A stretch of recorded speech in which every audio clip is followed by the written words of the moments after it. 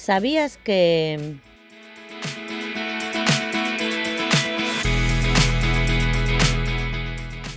en galego non hai verbos compostos? É dicir, non existen formacións coma houbese comido, ao contrario que no español.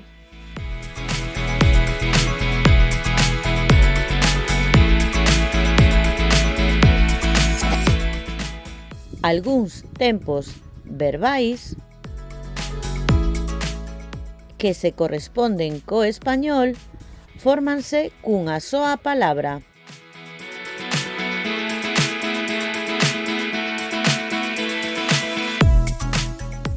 Por exemplo,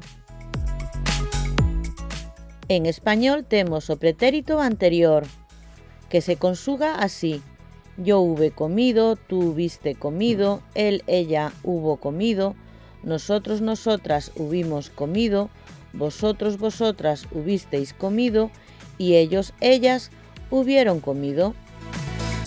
En Bargantes, en galego, o pretérito anterior correspóndese co antepretérito e consúgase así: eu comera, ti comeras, el, ela comera, nos comeramos, vos comerades, eles, elas comeran.